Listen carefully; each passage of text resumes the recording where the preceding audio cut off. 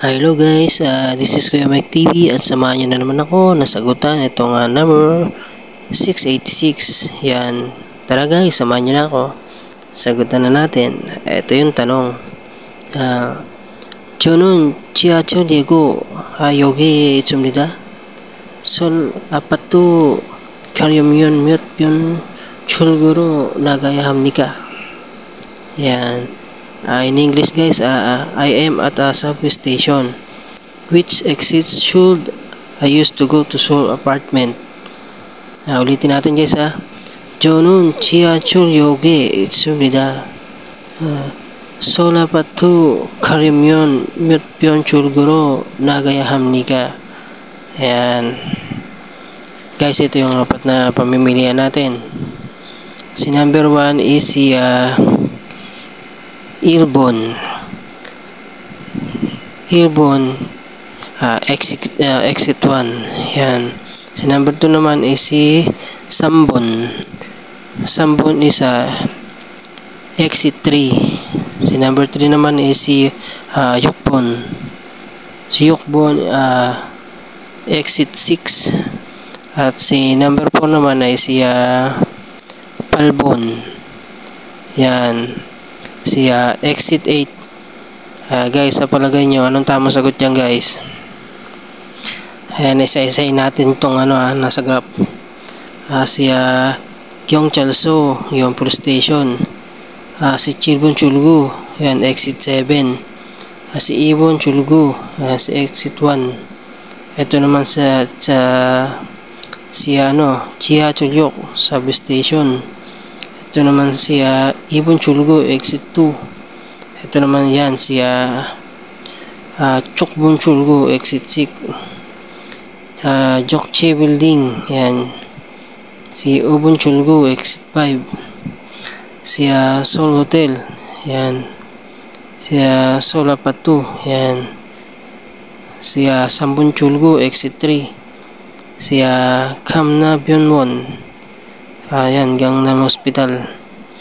Ito naman si Palbon Chulgu, exit 8. Ito naman si Gangnam Apartment, Gangnam Apatu. At ito si Sabon Chulgu, exit 4. Yan guys. Sa palagay nyo guys, anong tamang sagot dyan? Yan guys, lahat yung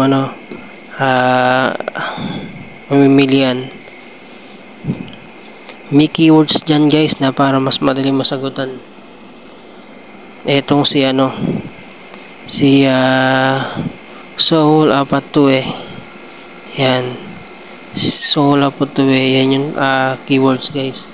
Yan, tamang sagot dyan guys number 3 yan. Hanapin nyo na lang dito sa graph dito. Ayan, si exit 6, ayan Seoul Apatu. Ayan kasama sa dun sa sa tanong guys kaya mabilis siya masagutan guys. Technique ko conject technique yan guys. Punta naman tayo sa 10 important vocabs guys na ituturo ko sa inyo na talagang kailangan nyo i-memorize. Eto guys, ayan, si Gachi. Si Gachi guys is in English ay magpay. Ito naman si Hockey. Si Hockey guys in English ay shoulder. Yan.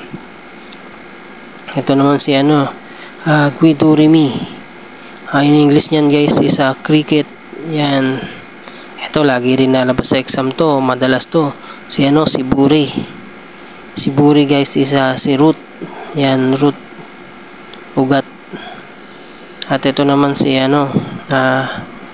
Atsushi. Si Atsushi in English niyan is man. At ito naman si Chimge. In English niyan ay chinge rin.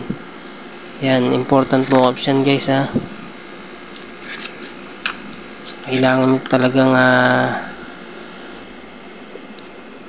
memorize yan. Ito naman si Il, si Ip, si Check, si Pak, si Kurum, si Sans,